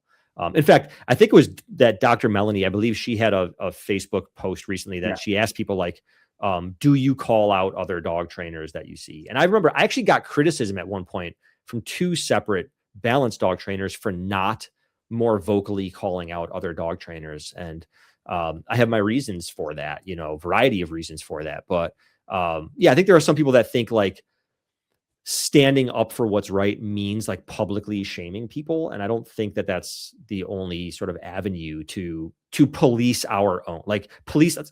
So people do that and they think it's like their justification is we need to be seen policing our own. But that's like saying that like you justify police brutality by saying like the public needs to see that the police enforce the rules. Right. So there are, I think, better ways to go about policing our own, which is, I think, what you're saying. I think you worded that great. Last, well, I have a few things. First off, you're awesome, Tyler. Uh, Consider the dog. Yes. How did that become a thing? So if you guys don't know, Consider the Dog is an educational platform that Tyler started, right? Yep. Tell people about it. How can they use it? Why did you create it? Yeah. So Consider the Dog is essentially a membership site, although we do have some individual purchase courses as well. So it's all online courses and then some just individual, like shorter videos, all on dog training and behavior. And now we're also starting to produce things more for like specifically for professionals about running their business and growing their business. Like I'm in the process of finishing up a course on building effective websites for dog trainers, like how you can do your own website and have it actually work well. So that's what it is. It's all online courses. It's a really cool community. How it came about was, again, I had been traveling since 2009, more and more and more all over the world. My son was born in 2015, my daughter in 2017. My wife also has a career. I'm a big family guy. I love being a dad. And I just really didn't want to be traveling anymore. I wasn't enjoying teaching seminars really anymore. Like I just wasn't finding joy in it. I had already been exposed to creating digital content through Learberg. So Ed Frawley and team had asked me to produce some DVDs and courses for them. There were things I loved about doing that. There were some things about the way their program was set up that weren't super conducive to me. And so I kind of was like, you know what? I want to travel less. I like this online course thing, but I need certain things that I can't get from Learberg. No fault of theirs. They're amazing people and were really good to me. So I'm just going to build my own thing. And then what it really happened was like, I was like, but I don't want it to be all about me. And that was for a number of reasons, partly strategic, partly also like, I don't think that I have all the answers. I don't think I'm right all the time. I do recognize that even the methods that I think work best for me, that doesn't necessarily mean it's going to work the best for you and for your demographics that you serve. And I think it's really important for people to hear differing viewpoints and different ways of going about things. So I reached out to a lot of my good friends that I had met along the way. Blake Rodriguez being one of them, who you just recently interviewed. I think you said it's not quite live yet. Brian Agnew, who I've mentioned several times here. Forrest Mickey, who I met through Learberg as well. And more. We have like 12 instructors now. And I said, hey, I want to do this thing. Do you guys want to be a part of it? And I wanted to make it so that it was really good for all of them and good for me. And that people can see that you can sort of get a little taste of different trainers and different styles and find what fits for you. And we can have discussions about differences of opinion in healthy ways. I deliberately reached out to trainers that were more positive leaning because I wanted them to have representation on the platform as well. And for people to see that there are positive leaning trainers that are like not super, I guess, dogmatic about it, or it doesn't have to be like an us versus them thing. Like we can all be friends. And yeah, so that's what it grew into. And it's really cool. Like I always say, like, I think the thing that sort of illustrates what it is really well is that we have a Facebook community for our members, like people that actually have a paid membership. So it's private. And I have a couple people that technically are my moderators. I don't even know if they remember that they're moderators anymore because we literally never have to moderate anything. Like it's such a good, positive community. Like there's just no nastiness in it. It's a very safe space for people to share, to talk about the difficulties they're having, to ask questions and to be vulnerable. And then it's supported by, we have like over 1,000 hours of content on the website now that people get access to for like an extremely low membership cost. Like I think it's the best deal like financially in dog training that's out there at the moment when you look at what you get and for what you pay for it. So that's what it is. It's cool. I love it. It's a lot of fun. It's interesting how getting to know you over this last hour 15, you're not on social media, but you're always been a creator. You've stayed true to the artist of Tyler Muto without like getting caught up in the noise. Yeah. I'm on social media a little bit, and I used to be on it more. Only if people Like send you videos. Yeah. Well, and I get on Facebook, but only on my computer. I don't have it on my phone. Yeah. Talk to me about that. You have kids. Do you let them be on social media? They have to ask specific permission for YouTube. So they're 8 and 10, so they're too young for like Instagram and that kind of stuff. But when they're allowed to like have screen time or like play on an iPad, they have to ask permission for that, but then they have to ask separate permission if they're going to use that time for YouTube. But that's the only social media that they use. And every now and then I'll save a video on like Facebook to share with them if it's something that I think they're interested in. So you're really thoughtful. You understand how, I'm going to use this word, poisonous social media is to this generation. And that's not just kids, 8 and 10. All of us. Yeah, all of us. Yeah. You're very aware of that. Do you have like a thesis on it? Like, 'cause I see your eyes lit up. I don't think I have a thesis on it. I think part of it was it's just a very personal decision of just like, so I'll be honest. I'll be perfectly honest. The reason I took Instagram off my phone was because I don't have enough self-control.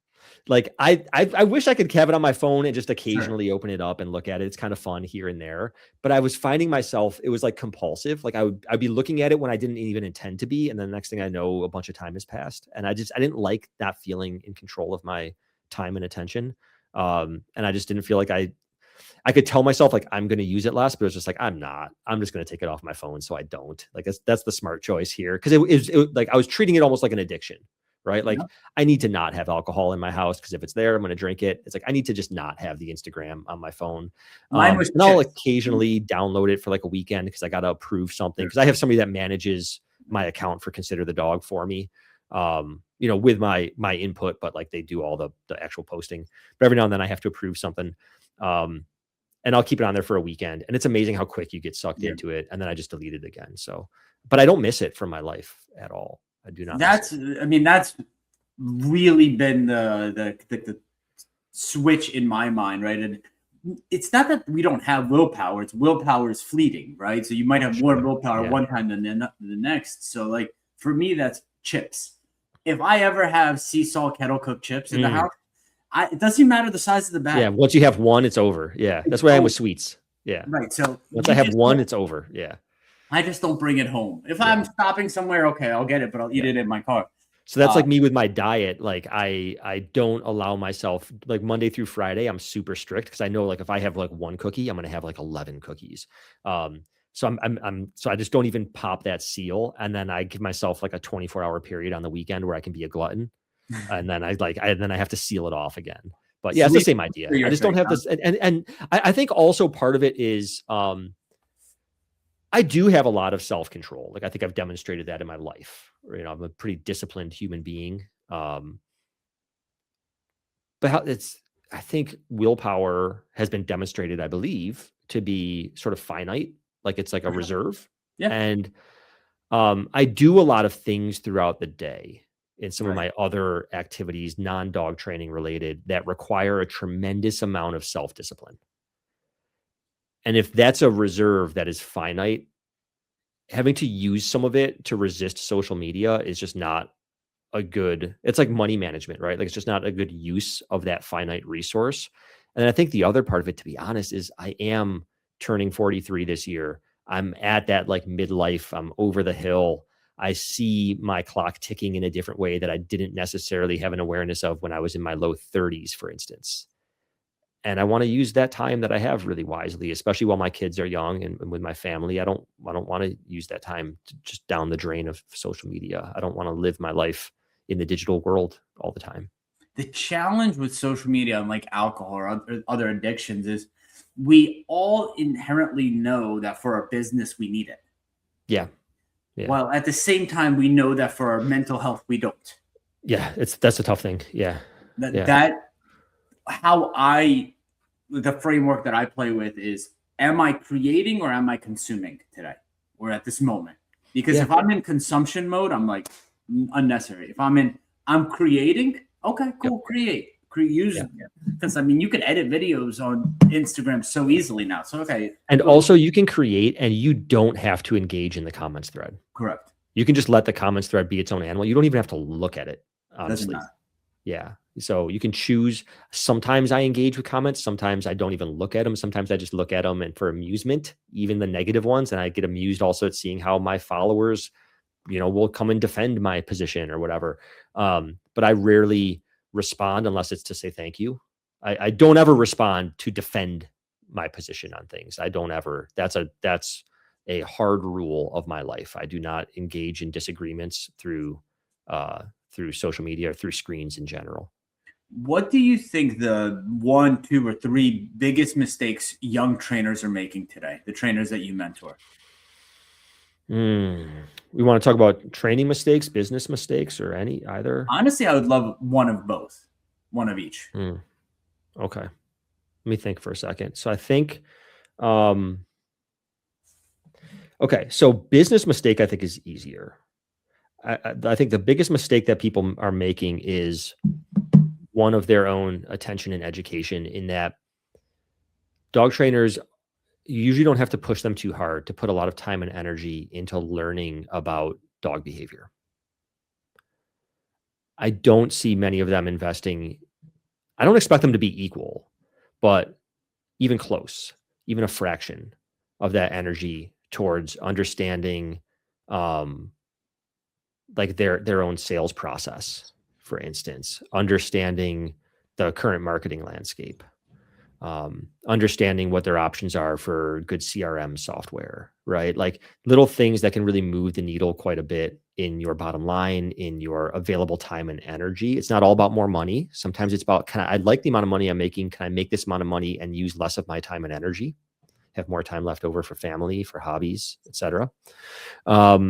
So I think they just don't see them in like seeing those things. Seeing, for instance, like sales is a big one. A lot of dog trainers, we don't like the idea of sales because it feels icky to us for whatever reason. I feel like sales has like a bad rap. You know what I mean? And so trainers just don't invest time into learning how to do sales well. Sales is an art form, and it doesn't have to be icky. In fact, good salespeople aren't icky. They're actually like really, it's like an art form. It's really cool. So anyway, there's that. From a training standpoint, I think the biggest mistake young trainers are making, and it's a hard one not to make. It depends how young we're talking, but too much emphasis on technique and not enough emphasis on process. I'll put it that way broadly. Can you explain that? Or try to? Yeah. I know sometimes with dog stuff, it's so hard to explain in words. If we were just here together, you would show me. But if it is probably more of a word thing than a showing thing, because the technique is the showing part, right? Like that's the I'm struggling with these behavior cases. I think there's probably I got to learn so-and-so's whatever coined term methodology, right? Like we're always seeking out some missing link, some key, some technique, some method related solution to the problems that we're having, right? Like a lot of trainers are feeling plateaus in their training, or they're feeling a plateau in their business, right? And that's when they come to me. And so they seek out, it's got to be a technique I'm missing. And often the thing that's going to move the needle, while there are technique things, and I love sharing my favorite techniques with trainers, especially techniques that I know people are not as familiar with because they're not mainstream, but my secret sauce, so to speak, right? Is that considered a dog? Some of it, a lot of it is. Yeah. I'm very open with my stuff. So for Tyler's secret sauce, go to considerthedog.com. Yeah. Yeah. And I'm very simple, but anyway, no, like a lot of it's like, so for instance, when it comes to behavior cases, a lot of trainers have never really been taught how to think about those cases and create what I call a training plan. And I think when people hear training plan, they're thinking like, okay, so this is what I'm going to do, like step 1, step 2, step 3, step 4. But a lot of times it's more broad than that. It's just kind of understanding like this is the client's end goal, and how can I make sure that everything I'm doing within my training is kind of leading me directionally towards that goal. And I'm thinking about the parts of this that are maybe less important that I can cut out from this process. I think a lot of newer trainers, and sort of rightly so, because there's so much to learn, but you initially learn like kind of a system, and you kind of do that system with every dog. And so I think there's a gap in the education, and it's because it doesn't usually come until somebody's been training dogs for at least a couple of years. It's not the kind of thing you can really teach in a school when you're just starting out. It's too early. But it's that more process oriented stuff, right? So how to be like, every dog trainer says they do custom training. Usually it's not that custom in most cases. Like there might be some slight variations based on the dog's personality, but in a lot of cases, what's being taught is the same to almost every dog, especially with newer dog trainers. And so when we learn how to really problem solve the training problem, like the puzzle of training, we can be way more interesting in the way we go about training and way more efficient and effective, even with the same set of overall tools, techniques, and methods. So I'll tell you guys, if you guys want the secret sauce here, you don't have to go to consider the dog for me. And then I want to ask you about CRMs. Here's my process. For every dog that comes through here, I think, how can I fulfill it? Whether that's through play, nature, and how does that bring us closer to having a good relationship together? Yeah. How can I introduce some concept of impulse control? So for every dog, impulse control is going to look actually differently. Some dogs like to chase a ball. Some dogs like to go after food. Some dogs have no motivation, and getting the hell out of here, going back to their owner, is actually their motivation. So I use that. Yeah. Jelly, if you're listening to this, I'm thinking of you. And then socialization. How can I see how you maneuver through life, both neutrally and interactively? When someone comes by you, what are you like? So that's my 3-step process of like the things I look for. And then from there, there's obviously customization based on the motivation level of the dog. Do they like food? Do they like toys, etc. Right? But relationship, and I fulfill you, impulse control, and then socialization, both neutral and interactive. Yeah. And so like what you're talking about there is a process by which you go about like training a dog. I think what I'm referring to is more a process by which we go about looking at the dog and human team and the problem that the human is experiencing and how we're going to go about solving that specifically for them. Like what we're going to cover in our lessons. Explain it's not just the dog. Sure. Well, because so in the pet dog world, it's not just the dog. Like obviously when you're doing board and trains, there's a period of it that's just the dog. But even there, we have to be really mindful of, what's the owner going to actually do when the dog goes home, right? That's a whole nother set of problems that I help trainers with, right? So at the end of the day, like I mentioned in the very beginning, when you brought up the idea of like kind of giving the human some early wins, right? Like our process, how, when we think about how we're going to go about this particular case, it's not just about what the dog can tell us. Like it's about that whole partnership. I always used to tell people like I'm more of a relationship counselor than a dog trainer sometimes. And in relationship counseling, it's like you got to look at both sides. There has to be some, I don't want to say sacrifices, but like compromise on both ends of things. And so like, yeah, you might have that process by which like, okay, when I first meet a dog and I'm assessing the dog, I kind of go through these things. What I'm talking about is more, okay, this client comes in, they've signed up for 6 lessons. Okay. And they've got this specific problem. Which is what? The absolute, could be anything, right? Could be their dog. Give me like an example that comes. Okay. So like the most common would be like leash reactivity is like a super common problem, right? Everybody deals with leash reactivity. Okay. So they've got leash reactivity. They've got 6 lessons. Okay. And then I'm looking at also their environment, right? Their work life, everything else, right? Okay. In that 6 lessons, what's the absolute most effective way that I can allocate our time together?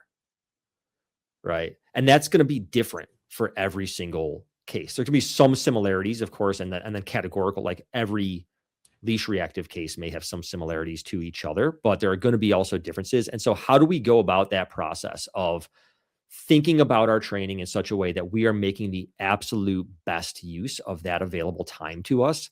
That's something that doesn't get covered a lot in dog training school. And again, I'm not knocking the schools for that because I don't think they. Are you teaching that dog how to be off leash, even if the owner has never taken that dog off leash? Am I personally? Like in those 6 lessons? I don't know. Are you? It's not, I don't care. If the trainer wants to, that's fine. But why do you want to? Is it important to the owner? Did the owner ask you to? And if you are going to, that's cool too. The dog.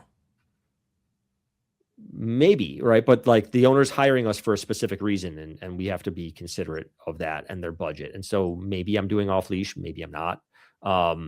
I might encourage the owner to also do off leash at some point in time, but that may not be the purpose of like this particular, what we're doing together right now. You have to recognize that if I'm doing something with the dog that the owner is not super into, it's not the emotional reason that they hired me. It's not a super concern of theirs. Maybe they don't have a lot of opportunities for off leash right now anyway.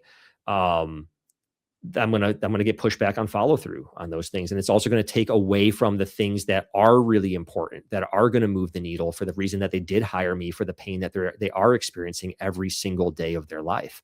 And I don't want to take away from that with something that, while might be overall good for the dog, I have to prioritize, and right now, not the priority. So then what would you do more? Let's say, okay, we have no space for off leash, but let's at least play fetch or tug with the dog to build some system of communication. Maybe. I mean, so if you're asking me my personal training preferences, like that's a whole different conversation, right? Because what I'm talking about here is I can help somebody be a more effective trainer regardless of how they particularly go about solving leash reactivity. So if you as a trainer, the way you like to solve leash reactivity is through making sure the dog gets off leash experiences or making sure the dog has a play outlet. That's really cool. There are other trainers who that's not part of how they solve leash reactivity. That's a different conversation. Now, if somebody they're looking for my help with how can I solve leash, like that's different, right? So I can help people with like, hey, I'm not comfortable with the way I've been taught to do leash reactivity, or I don't really have a good system. I want to learn yours. Cool, I can do that. But I can also help you do better with leash reactivity with your own system of dealing with it. It doesn't have to be the way I would. Maybe I would do it the way you're saying, but you don't have to do it my way for me to help you do what you're doing better. And that's what I'm getting at here. Is it's not what you're talking about is your method.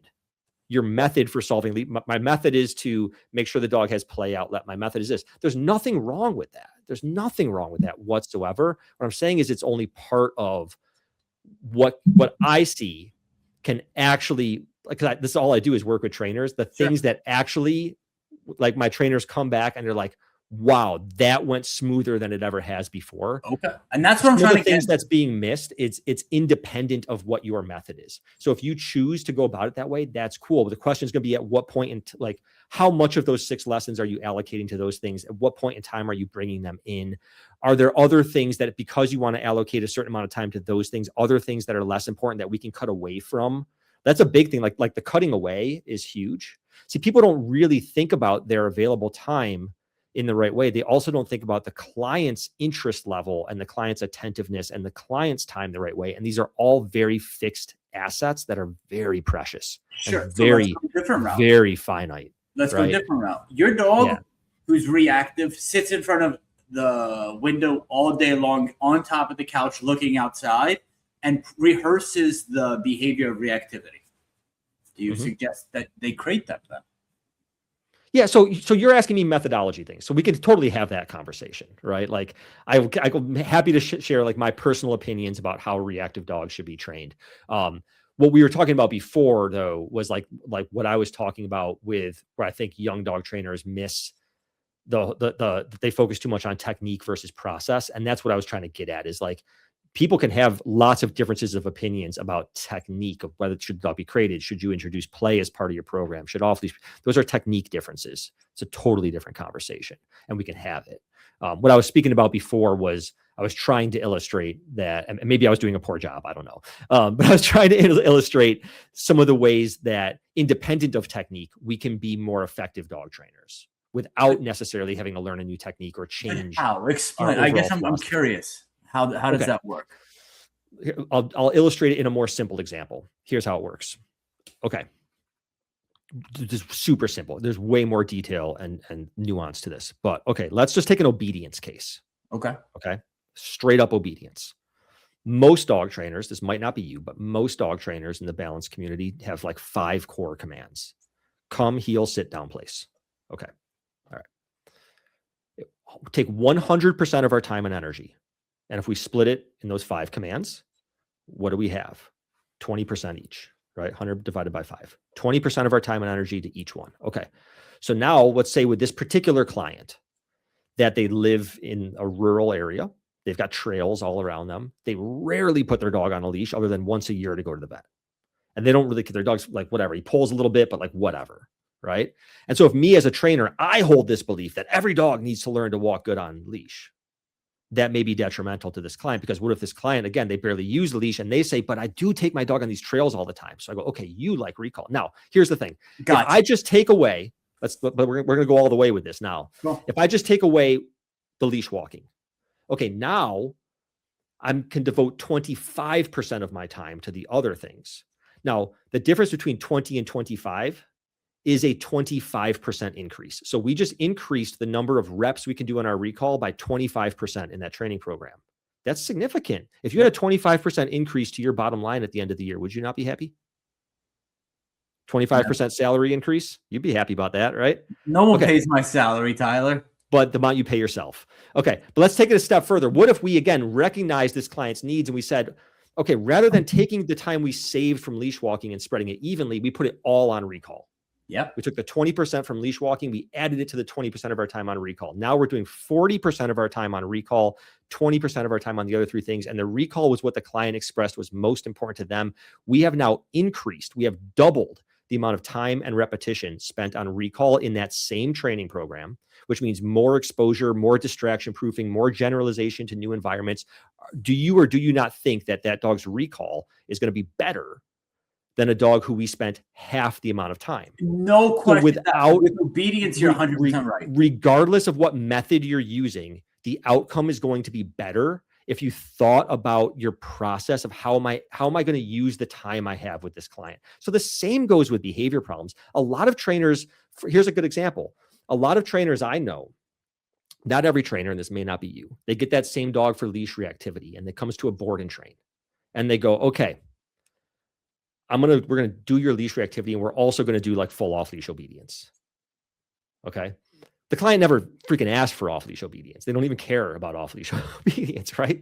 You've got the same amount of time to spend with this dog. And now you just promise this client off leash obedience. And maybe there's some of that would help, but all of that, if you're doing all 5 of those commands fully off leash on e-collar, that's a lot of time that you're not spending doing pass bys with other dogs and doing socialization and doing all these other things. Right. So like, that's a really obvious, like huge example, but there are so many other little things that trainers do or don't do that they don't realize that they're not being smart with their time. And then they wonder why the clients aren't doing their homework. It's because they're giving them homework that the client doesn't care about. And it's not what they paid you for. You're starting to see now? So regardless of methodology, if you allocate your time right, you can affect your outcomes. Now there are methodologies. Don't get me wrong. I've got tons of testimonials of trainers that have come to me and they're like, wow, I'm so much more effective with leash reactivity because of the methods you taught me. I'm not saying methodology is meaningless by any stretch of the imagination. I'm just saying, let's not turn a blind eye to other things that in many cases, I've got trainers that come to me that technique wise, they're good. They've done a great job of educating themselves. They're not planning their training right. They're not looking at the problem in the right way. They're solving a different problem, not the one that's in front of them. So Tyler, I appreciate this back and forth. I had Brett Bailey from Who's a Dog Industries on. I love Brett. He's crazy. And what I was going to say mad scientist a second ago, and I caught myself, right? I said, you can't fix reactivity without giving the dog off-leash freedom. But then I said, let me finish. And then I was going to say, well, think about that from Brett's perspective. He's in New York. How you keep giving me these looks. You're like, let me finish, Tyler. well, let's think about that from Brett's perspective. He's in New York City. He can't give dogs the opportunity to run off leash and be dogs, right? Yeah. I know. So, well, you can't fix off leash reactivity without playing with the dog, giving the dog an outlet for that drive that it has. But then I said, well, Brett does it in New York, right? If I live in New York City, those dogs might just be on a leash 100% of their day.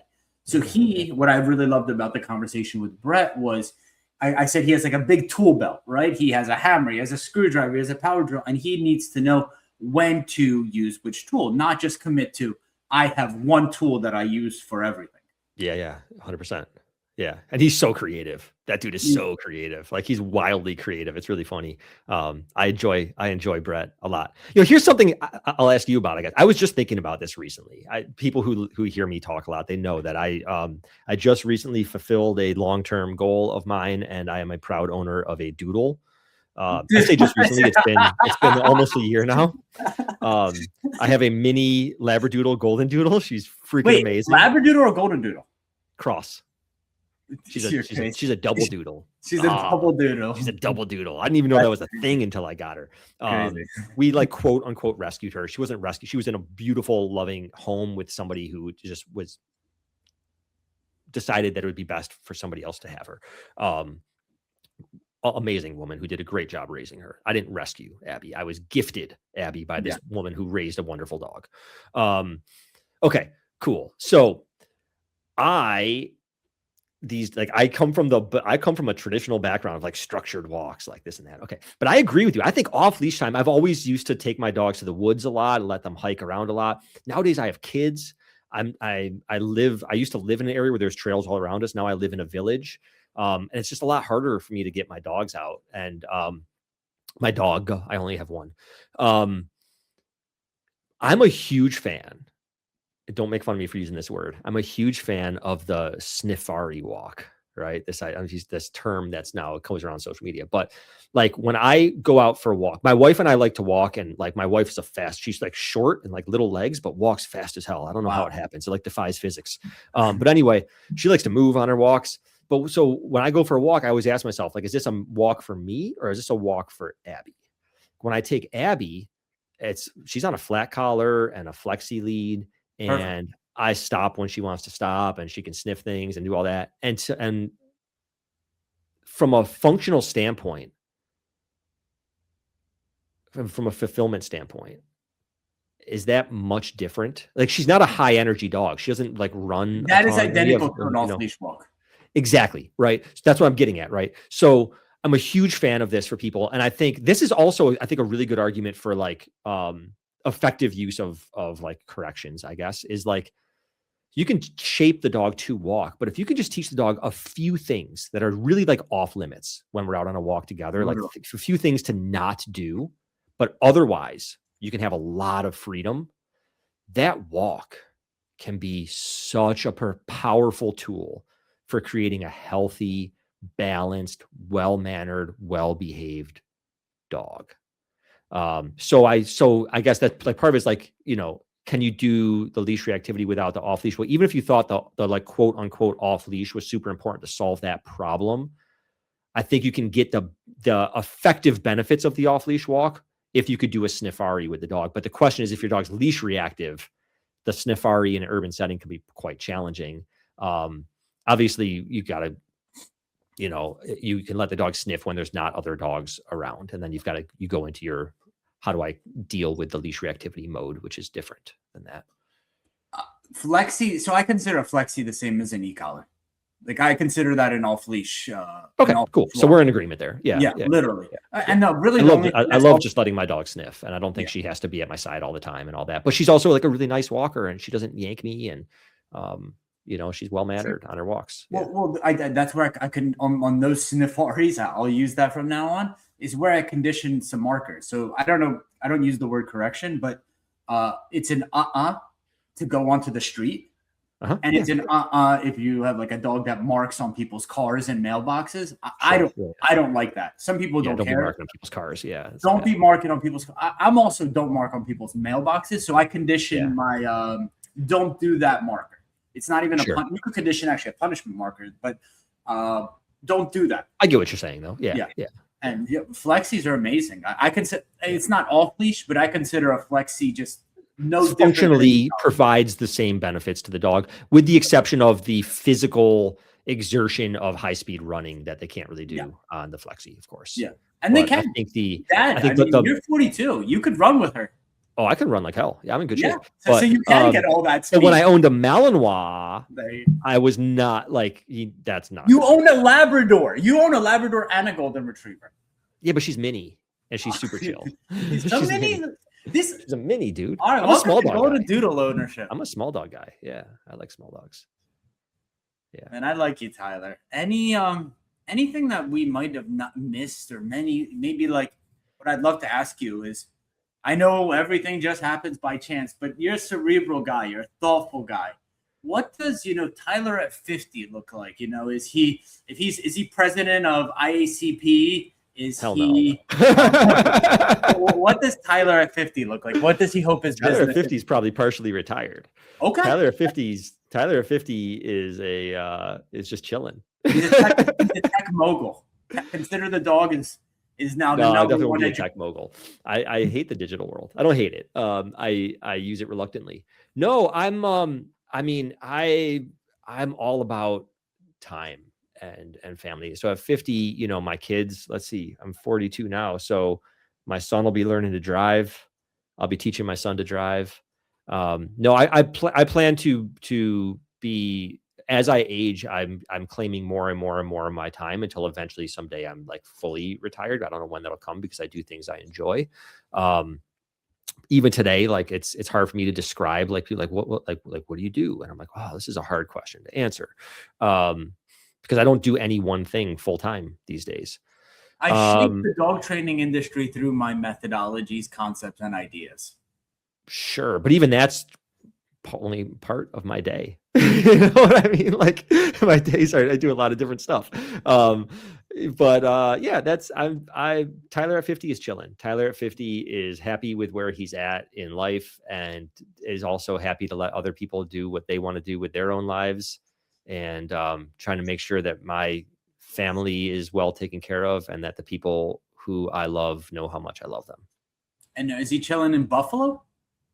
Probably. You love the cold? You love your Bills? I love being close to my family, my extended family. Yeah.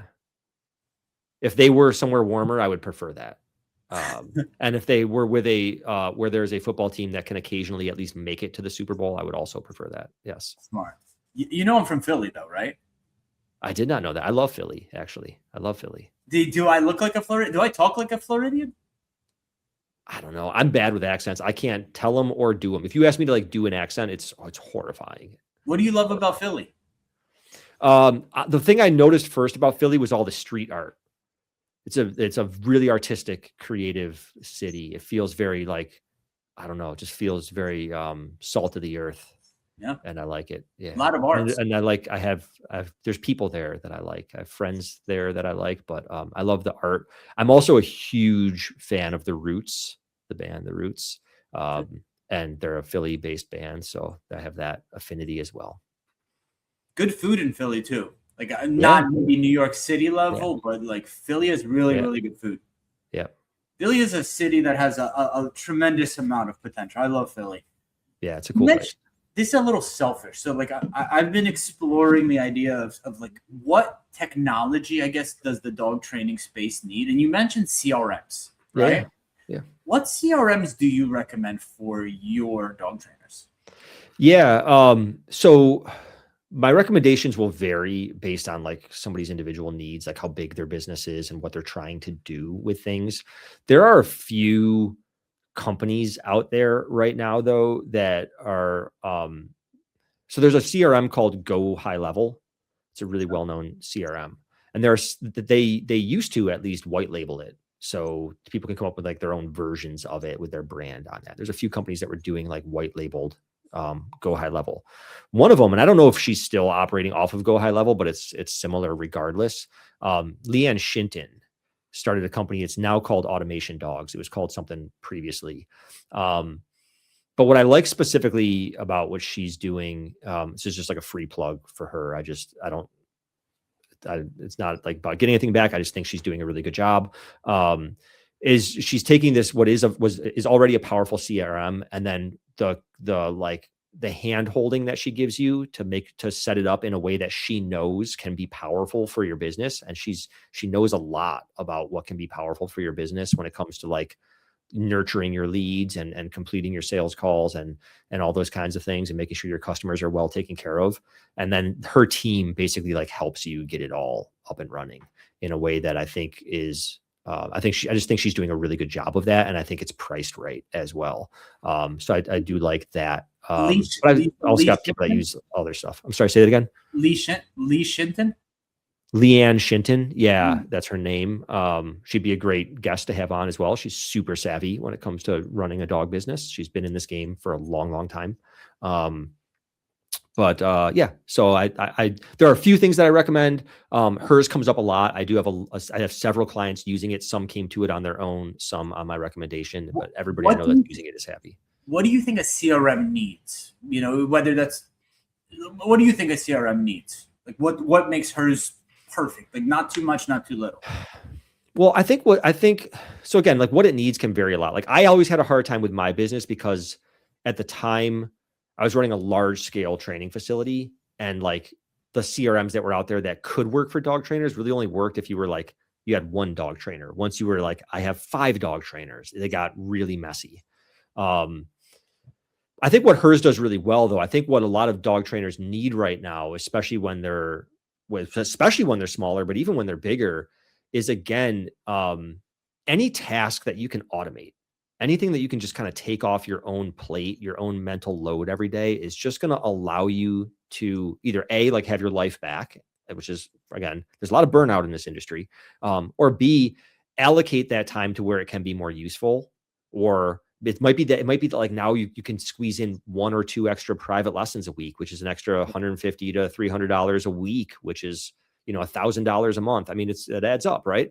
So I think, the automation piece is really, I think what most people, when they're considering a CRM, it's because they're like, how can I make my process of engaging, onboarding, and retaining customers take less of my personal time and energy? I mean, that's what we're all kind of after here. And then sort of like the side thing is like, and also I want to keep my business organized so that like I don't have problems down the line, or like come tax time, it's not a headache, or God forbid I ever get audited or anything like that. So when or if you want to sell it eventually, sure, like you need to have things organized then as well.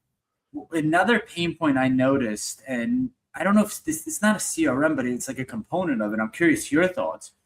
Is that communication between trainer and owner, right? The report of what we did today plus the homework. And I've spoken with so many different trainers, and I've probably done like 50 market research calls, just like I'm astounded how different the process is for this.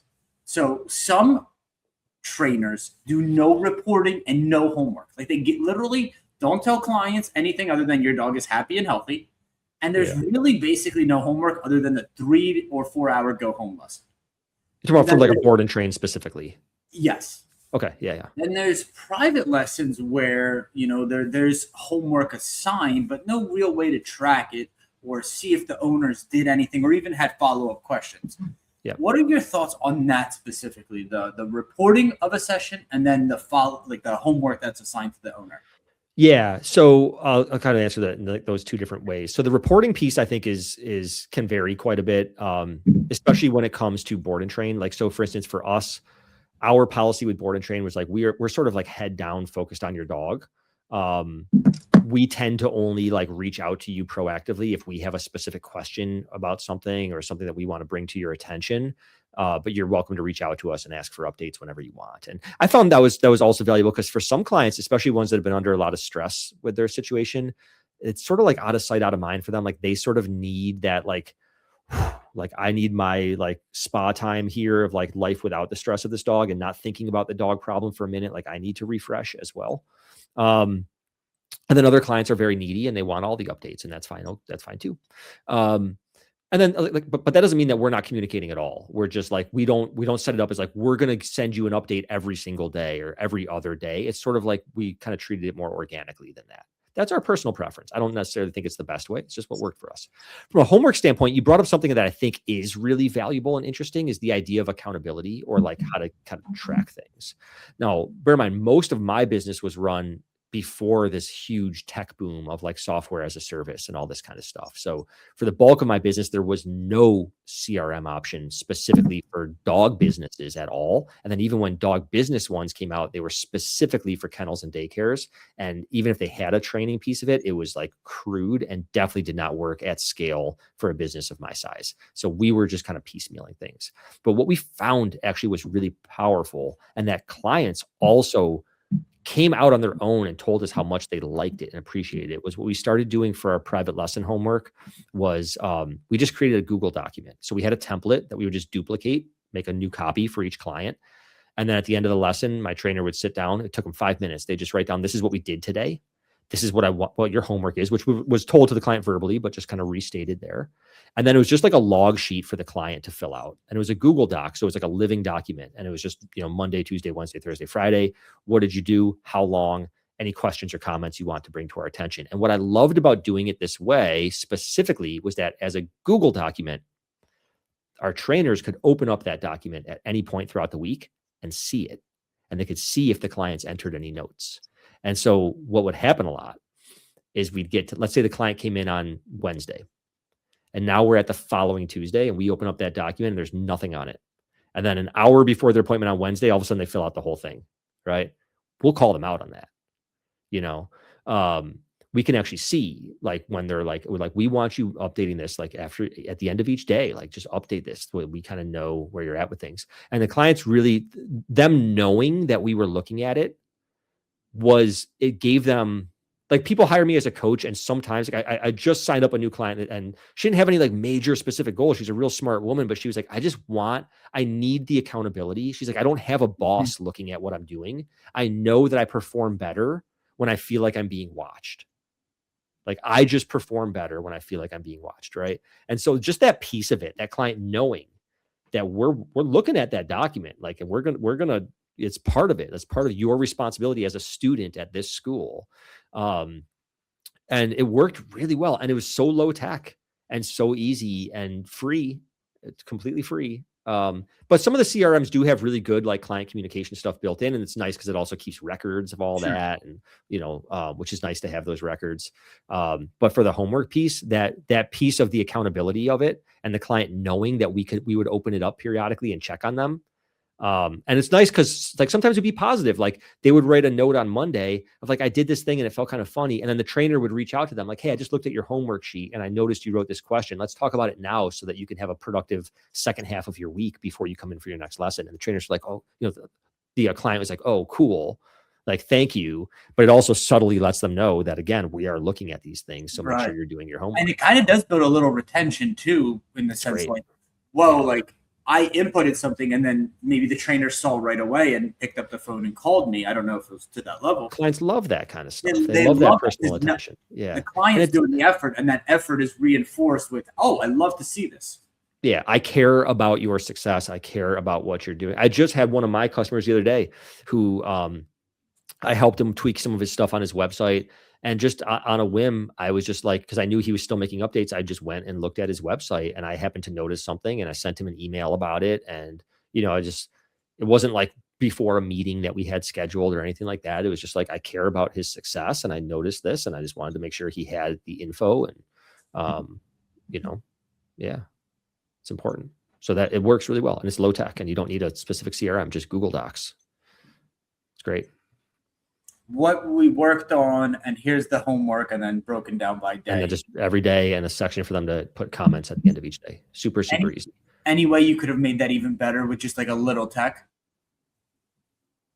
Probably. Yeah.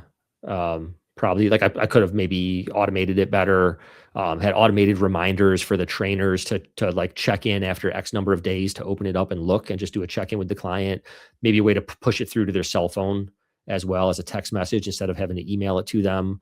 There's probably lots of ways we could push it through with tech, but this was 2015 kind of thing. I'm just picking your brain here. I'm not, you're not on trial. So look, we went a little bit over, but I wanted to, because guys, what's valuable here is, well, Tyler started as a trainer just by himself, training dogs. Then he got a facility, then hired trainers, and hired trainers before I had the facility, to be honest. But yeah. And then had a shadow program. Now he's working with trainers to help them grow their business, marketing and sales, and also helping them, kind of understand their offer better. It's covered everything. And now he also runs an education platform called Consider the Dog. So it's very few times you get a trainer on, a professional on, who's not just like talks about things, who's a practitioner in all of these avenues of our industry. So I wanted to make sure, one, you guys got value for sticking with us. And two, I asked all the questions. So Tyler, thank you. Thank you for spending 2 hours with us. Anything you want to say to the people before I let you go? Just be nicer to each other. We can police our own in healthy ways, and don't get so hung up on methods that you don't ever think about your process or how you're allocating time. Those are like 3, I think, really key takeaways that can maybe improve your world a little bit.